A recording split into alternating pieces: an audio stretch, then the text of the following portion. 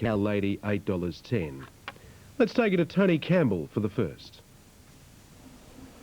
A big field in the opening race. Can Trade feel the power of Canberra Maiden?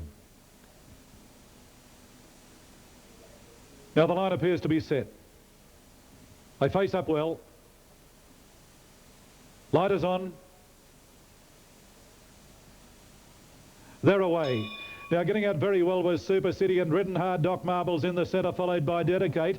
Not too far away as they sort themselves out, Matchless Rainbow, followed by Corica Lady. Getting back to centre field was Chinju, followed by Absentee. The next one was Fustanilla, well back in the field, followed by My Money. Notre Cheval has dropped out to second last, and Mr. Carnivale at the tail of the field.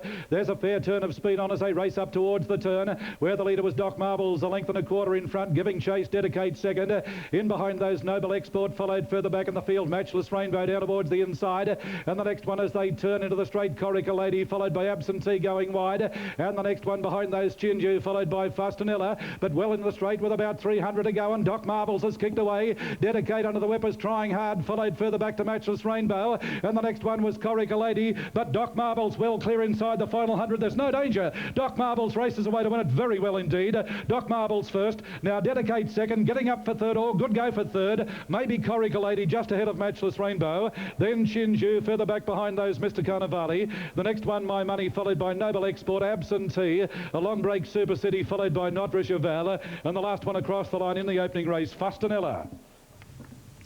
Number 12, Doc Marbles, has won the first event at Canberra. 12, gee whiz, what's happening there? $12.10, New South Wales, $12, Super Tab over 1 Dedicate.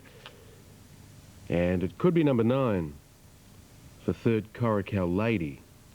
Now the protest at Seymour, second against first, alleging interference at the 500 metre mark, has been dismissed.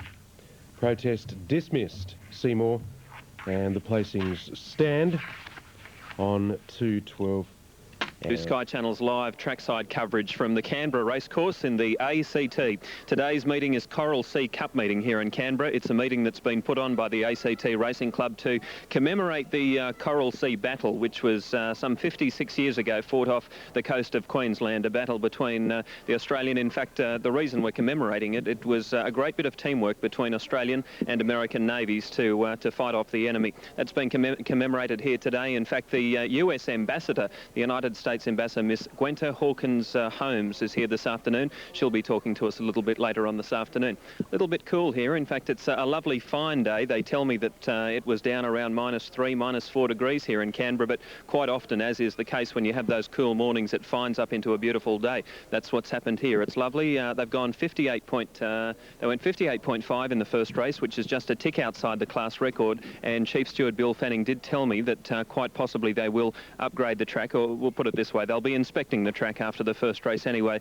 Whether or not it will be reassessed, we'll let you know. Doc Marbles won the first, 12.10 280, Dedicate 140, Corica Lady was 180, 23.30 Quinella. The trifecta was $480 on race 1. Doc Marbles winning by a big space. In fact, the winning margin was 5 lengths. He was one of 6 runners that John Morrissey had in the first race here this afternoon, so John could be in for a big day. He's brought a big team of horses, and it would be no surprise if he went home with at least a couple of winners.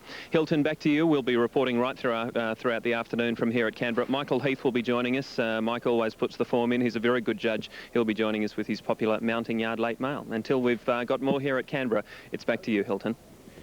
Thanks, Matt. Have a good afternoon. And interesting to hear Matt say that -3 or -4 overnight.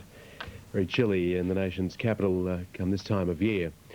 These runners are... Righto, Hilton, thanks very much. We're back at Canberra on Mother's Day for the Coral Sea Cup meeting, and a jockey who has a pretty good record at this track is Rowley Saxton, and he could have an even better record after this afternoon. He's got a good book of rides. I see Whalen's a very good mount in the 5th race. The Brumbies played a little bit later on. Rowley, good to see you. Yeah, good. How's the weight today? I saw you standing on the scales with a bit of a concerned look. Is everything okay? It's pretty good. It's getting better. Let's run through your ride. Sweat in the second race has only had the one start. That was at Randwick. He finished down the track, but obviously this is going to be easier. Yeah, I do all his work actually. He goes pretty good. I think he's going to be a better 3-year-old, but looking for a good performance from him today. Seattle Moon's 25 to 1 in my paper. Would that be accurate? Yeah, I rode her first up, and she's come back as a 3-year-old, and she hasn't done much lately, but Joe Kelly told me she's going pretty good, so have to go on his word. We'll come back in a moment, Rowley. They're just about set to go at Lismore, so let's hand you over to Bob Lane. Just about set. Canberra, we're talking to Riley Saxton, and Riley, we're up to race 4 where you're riding Strike Time. Would have to be a good hope on his win 2 starts back. Yes, this is Rado Bolden trained, the horse. Run 7th in town last start. It got beat 4.5 lengths. Rado's got a big rap on it. I don't know too much about her, but she looks as good as the rest of the field. What about Whalen in the Brumbies Plate? Been running some very honest races lately without actually winning, but would have to be a big hope today. Well, he raced for 57.5. He's got 54.5 today. I think the weight's going to be a big hand in him winning this race this afternoon. Gold Arrow in the yeah, this is another Rado Bolden trained horse. He's first up.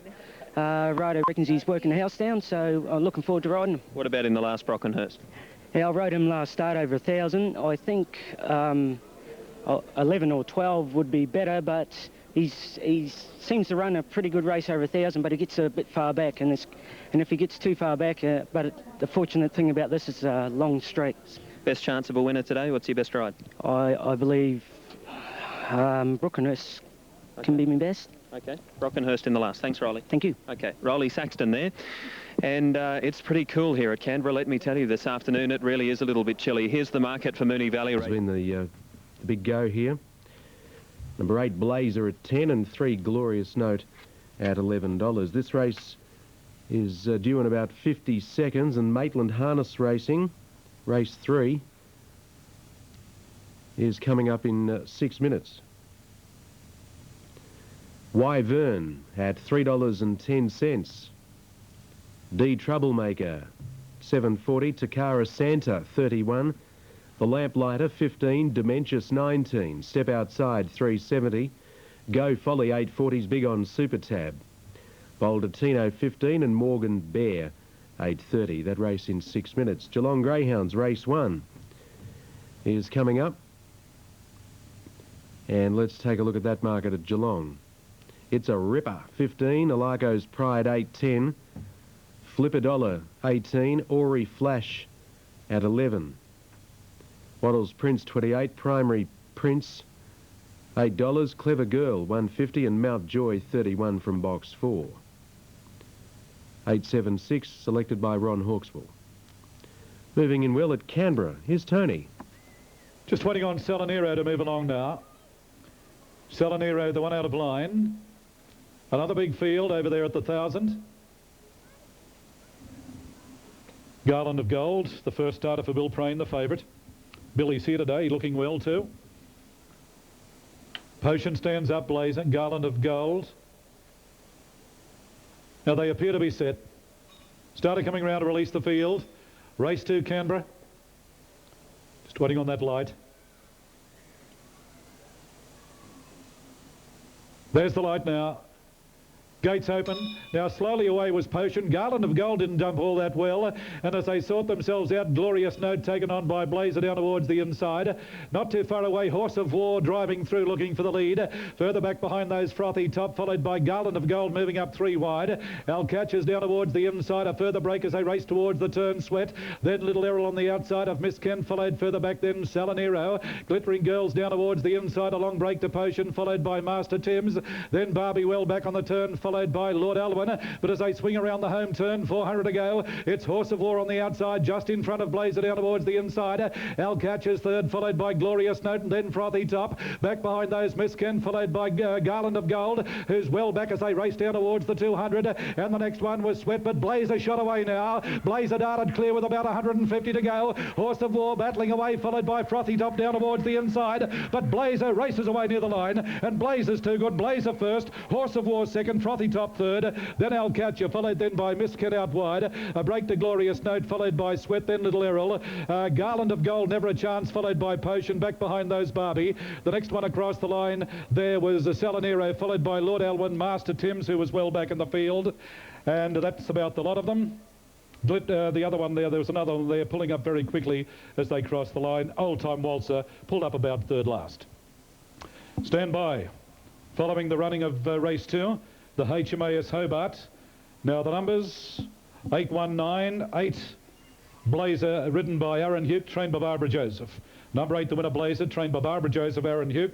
1 Horse of War battled on for second under the big weight of 58, Jamie Whitney. And 9, I think, Frothy Top third, ridden by Ray Silburn and the trainer Nancy Jones. Now the time for the race, 58.66. The track upgraded from good with retrospective of the first race, 58.66. Now the time recorded in the first race, 58.50. Now the last 600, 35.47. So the overall time, race 2 Canberra, 58.66. The last 600, 35.47. Yeah, Garland of Gold, very disappointing. Didn't jump all that well. Was about second last out of the gates. Made up ground, but was under pressure all the way down the straight. And Blazer, trained by Barbara Joseph, ridden by Aaron Hugh, raced away to win it very well indeed. There's the numbers. 819 official, number 819, runners behind the boxes at Geelong. Really is receiving a lot of recognition these days in Australia. It's really starting to pick up. David Pembroke today is here from the ACT Brumbies, and quite a few of the ACT Brumbies are here this afternoon having a day at the races. David, good to see you. Yeah, nice to be here. Thank you. How many of the boys are out here this afternoon? It's been designated a team event, so I think we've got about 25 of about a 30-man squad, so most of the boys will be here this afternoon. The Brumbies themselves are into their third year. The first year you could say they were finding their feet. The second year was a ripper.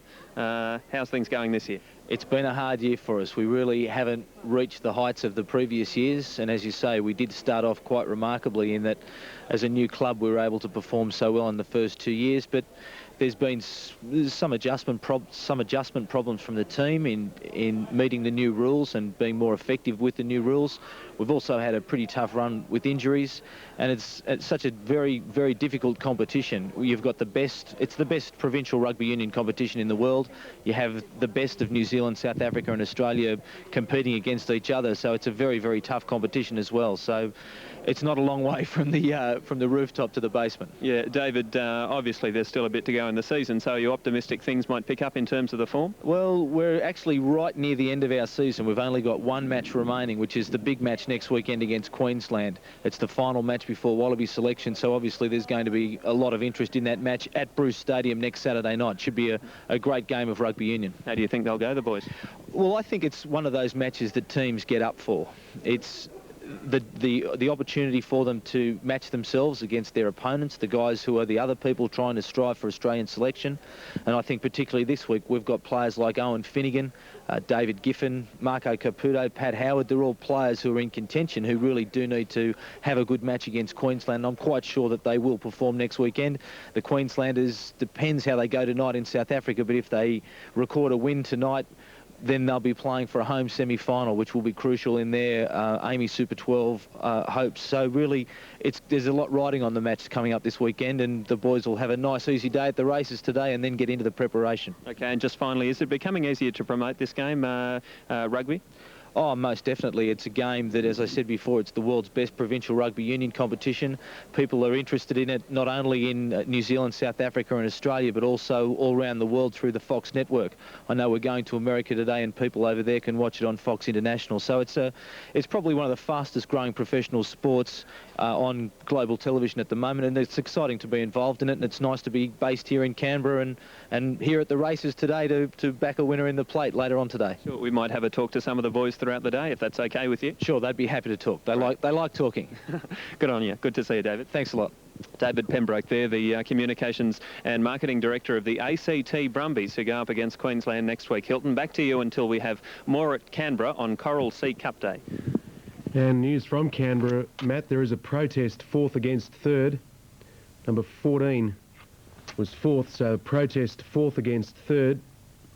And the alleged interference, we're getting those details for you now, 8, 1, 9 and 14. Moving in well at Seymour, 800 metre mark was that the alleged interference. Now Wave Rip, $13 Seymour, they're moving in quickly. Cap to Reno, 780.